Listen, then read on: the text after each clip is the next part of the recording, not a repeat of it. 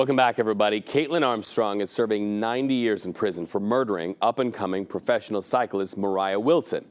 It's a story that drew international headlines because after killing Moriah in Texas, Armstrong took off for Costa Rica to evade authorities. 48 Hours correspondent Jonathan Vigliotti has the first interview with us, and the U.S. Marshals are on camera for the first time.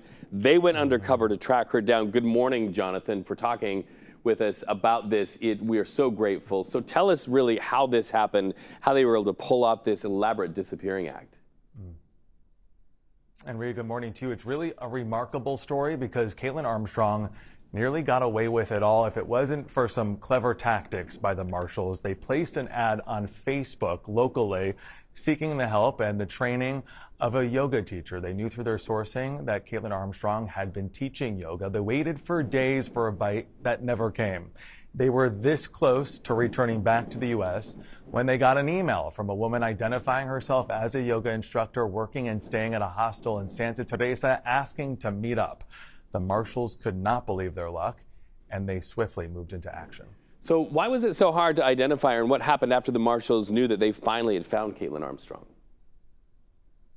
Well, Kaitlin Armstrong went through some pretty great lengths to disguise herself. She cut her hair, she dyed it. She even went so far as to get plastic surgery, changing her nose. In fact, when Deputy Marshal Perez moved in to make the identification, he pretended to be a tourist to get a close look. He had studied photos of her for several weeks, but even when face to face with her at first, he did not recognize her until he locked eyes with hers and then realized this is the person they had been searching for. He retreated, and then the local police moved in and finally made the arrest.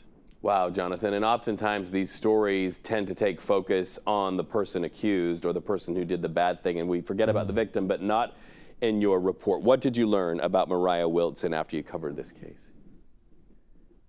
Moriah Wilson, friends and family knew her as Mo, incredibly intelligent. She studied engineering at Dartmouth before giving that up to pursue biking, and she quickly rose to the top of her field, encouraging other women to join along the way.